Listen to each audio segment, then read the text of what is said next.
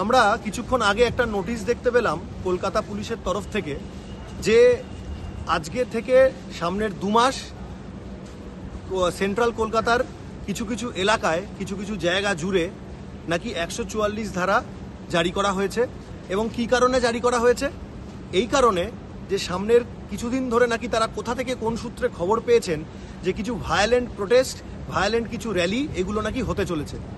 আমরা যারা আন্দোলনকারী জুনিয়র ডাক্তাররা রয়েছি তারা লাস্ট 47 দিন ধরে যেখানে যেখানে যা যা আন্দোলন করেছি, র্যালি করেছি, তার মধ্যে একটিও হিংসাত্মক র্যালি ছিল না। কোনো জায়গায় কোনো রকম কোথাও আমরা কোনো রকম হিংসার আশ্রয় নিইনি। সেই জায়গা থেকে দাঁড়িয়ে এই রকম ধরনের একটি কথা বা এরকম ধরনের একটি পোস্ট আমাদের কিন্তু যথেষ্ট বিভ্রান্ত করেছে, হতাশ করেছে এবং একই সঙ্গে আমরা ক্ষুব্ধ। তার কারণ আমরা বারবার বলে এসেছি যে অবস্থান তুলে নেওয়ার পর থেকে আমরা সামনের কিছু দিনে অনেক কটি কর্মসূচি রাখতে চলেছি এবং সেটি আমাদের যে সুপ্রিম কোর্টের পরবর্তী হিয়ারিং রয়েছে সেটিকে কেন্দ্র করে এই সামনের যে একটি কনভেনশন রয়েছে সেটির পরে কিছু কর্মসূচি। তো সেই জায়গা থেকে দাঁড়িয়ে কলকাতা পুলিশের তরফ থেকে এই ধরনের একটা নোটিশ পেয়ে আমরা যার পর নাই হতাশ।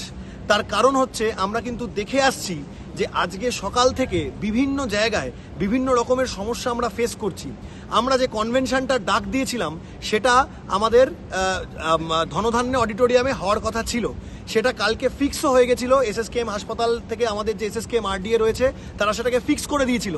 হঠাৎ করে আজকে তার মেয়রের সাথে কথা বলা ছিল, আজকে হঠাৎ করে জানতে পারলাম আমরা যে কোনো এক অজ্ঞাত কারণে নাকি সেই এসএসকেএম আরডিএর তরফ থেকে করা সেই আবেদন এবং ধনধান্য অডিটোরিয়াম সেটা নাকি পাওয়া যাবে না। কী কারণে পাওয়া যাবে না, কেন পাওয়া যাবে না আমরা জানতে পারলাম না। এরপরে বিভিন্ন জায়গায় বিভিন্ন এরকম কলকাতার বড় বড় হল, বড় বড় জায়গায় আমরা আবার চেষ্টা করেছিলাম যে যাতে কনভেনশনটাকে সেই একটা জায়গায় অনুষ্ঠিত করা যায়, কিন্তু প্রায় এরকম 5-6টি বড় বড় হলে, বড় বড় অডিটোরিয়াম থেকে আমাদের কিন্তু প্রত্যাখ্যাত করা হয়েছে। শুধু এই নয়, আজকে এসএসকেএম আরডিএর তরফ থেকে একটি কালচারাল প্রোগ্রাম তারা মনি স্কোয়ারে করবে বলে ঠিক করে রেখেছিল, তারা কথা বলে রেখেছিল এবং তারা এই বৃষ্টির মধ্যে বাসে করে এসএসকেএম এর প্রত্যেকে যারা যারা সেখানে পারফর্ম করেছে এবং সাধারণ মানুষজন তারা আমাদের মানি স্কোয়ারের ওখানে গিয়ে পৌঁছে গিয়ে তারা হতাশ। তারা সেখানে মাইকের ব্যবস্থা, সাউন্ডের ব্যবস্থা সব কিছু করে নিয়ে গেছে, কিন্তু সেখানে গিয়ে তারা দেখতে পেল যে তাদেরকে কিন্তু ঢুকতে দেওয়াই হলো না এবং বাধ্য হয়ে এই প্রচণ্ড বৃষ্টির মধ্যে ছাতা মাথায় দিয়ে তারা কিন্তু সেই কালচারাল প্রোগ্রামটা করতে বাধ্য হলো। এরকম করে আমাদের যে শান্তিপূর্ণ আন্দোলন তাকে বারবার করে এরকম করে বিঘ্নিত করার যে চেষ্টা হচ্ছে, সেটাকে আটকে দেওয়ার যে চেষ্টা করছে, সেই জিনিসটাকে আমরা কিন্তু স্ট্রংলি কন্ডেম করছি।